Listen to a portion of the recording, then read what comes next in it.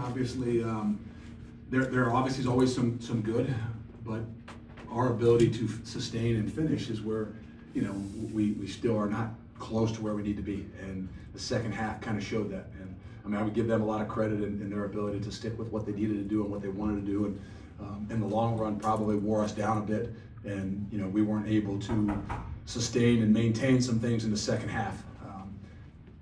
The game of football hasn't changed. It's grown, but the truth of the matter is 12, 13, 14 play drives, sustaining things like that's tough. I don't care on either side of the ball. I don't know if they had a 13 play drive, and I know we did on the first series, but we have to be able to find ways to make some bigger plays, whether that's get the ball down the field, that's break some runs, give our guys an opportunity to get to the second level, which I don't know that the backs ever had an opportunity to do today. And the same thing defensively. The difference in the ball game is some big plays, and not taking anything away from them. They made some plays down the field, some catches down the field that are really, really good plays, and in some really contested situations that they capitalize on. And that's right now where we aren't and haven't been able to do. But I sure as hell can tell you that it's going to be a battle. And we said it in the locker room, there's only one way, for where we want to go, and that's through it. And that's through these tough times, that's through these really tough situations, that's recognizing that what we have to do and how we have to grow is going to take a hell of a lot of effort, a hell of a lot of toughness, and most importantly, a hell of a lot of competitive spirit. And every play will be evaluated tonight from offense, defense, and special teams about what's the competitive spirit, what's the competitive nature of every guy on our team, and we're going to continue to push forward with that. Nick, you want to start? Luke, obviously a change at quarterback. What stood out from Hunter Simmons the last week and a half, 2 weeks? And Yeah, I probably should have opened up a little bit with that. Hunter, I think, showed some poise. We had a plan to play both quarterbacks. Sometimes, it doesn't always go as planned. And they both prepared. Over the bye week, we gave them an opportunity. Both guys competed. Both guys have their strong suits. But just for where we are and what we needed, we thought Hunter gave us the best opportunity, had a really good week and a half of practice. And to be honest with you, we had a lot of questions too. I've never seen Hunter play. You're in your 5th, 6 weeks of the season, and you're putting a guy out there that, you've seen him practice and you've seen run with the 3s and maybe some with the 2s, and, but this past week he did a really good job, and Danny did too. But at some point in time, we've got to take our shots. And I'll give you, I have a lot, obviously I got to go and watch the game and everything, but I know this, that there was some poise in that kid. He did some things we needed him to do, and we'll continue to grow with it. Jake. Just with what you saw from Bryce, I know Bryce Underwood, what did you see from him? Michigan quarterback. I know who that is. We're talking about Wisconsin here, but he's a good football player. I think they do a good job with him at being smart, put him in situations where, it's not, not too much on him right now. He'll grow and grow and grow, but he's as talented as there is, and not just throwing the football, run the football, and give him credit. He made some of those plays today. He didn't put the ball in jeopardy very much, and that's probably a recipe for success for them. But I'm more concerned about Hunter and Danny O'Neal and our guys more than anything. Mark. Luke, you made some changes with the offensive line. Davis at center, brought Kerry back at guard. Just one, initial impressions, and two, kind of what did they show you that you kind of liked, that you wanted to see? Well, I don't know about initial. It's still been work shuffling around. Those guys have been dinged up. Davis, we moved to center, tried him at center. In the bye week, has never played center, to be honest with you. I think maybe a couple days in his freshman year at Central Michigan, I think. But he worked and felt comfortable about where he was and his maturity and to be honest with you, I think he went out there and just from my advantage point, obviously we had a couple maybe snap issues a little bit here and there, but I think that he did a pretty good job.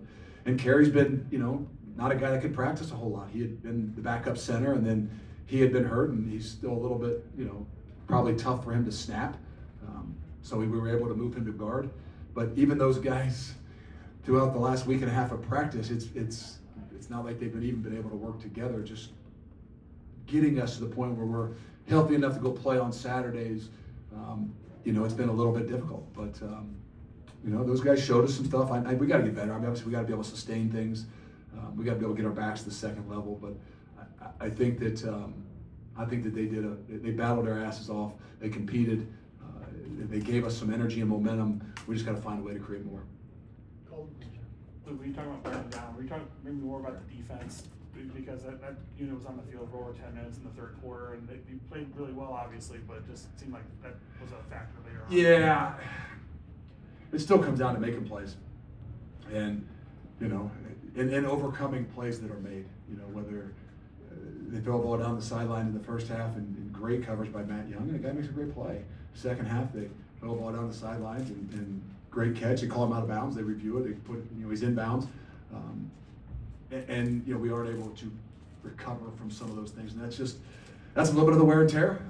But there's no excuse. No matter what, your job as a defense is to outplay the other team's defense, and that's a really good defense on the other side of the ball that we had to find a way to outplay. And thought they did a good job. The big play, even early the first run or two in the first drive, that's where those guys are really good. I mean, those backs are talented. They can go the distance. Outside of that, I think we did a pretty good job with them, here and there, but we got to be able to make some plays down the field as well. John. Going back to the switch to Hunter, at what point in the week did you decide that Hunter is your starter? How many first team? Well, I don't know that anybody really knew, right? I mean, in the interview before the game, they were asking me about Danny, and not that you're going to announce things. They competed through the whole week, to be honest with you, and I think it was Thursday that we sat down with them and said, hey, this is the route we're going to go. This is how we're going to start it, but the vision is that both of you are going to play, and we're just going to have to go from there. And those guys are mature enough to be able to handle the situation.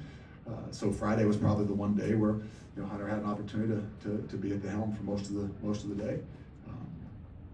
But it's a process that we're going to have to keep pushing through. A lot of things we still don't know. You'll ask me again on Monday. I probably won't know again on Monday. But I promise you this, that, like I said, the competitive spirit, the competitive nature, we're going to find out who the ones are that don't look at the scoreboard, don't look at the record, don't worry about who the next opponent is, but are willing to fight their way through this thing and find ways for us to continue to grow, gain more consistency, get better at what we do, and come out a hell of a lot stronger on the other end. Following up on the competitive spirit, because it seems when you're talking about you're getting agitated. I don't know if that's just from losing. Okay, I didn't know if you don't think you're. No, I just wanted to be a point to be made that's kind of the emphasis, right? I mean, our guys work hard, and the little thing was brought to my attention, sent to me, whatever, that just reminded me of that there's one thing to working hard, right? I mean, as parents, we can demand it. As coaches, we can demand it. And you can push guys to do that, but there's another thing to a competitive spirit, a competitive nature.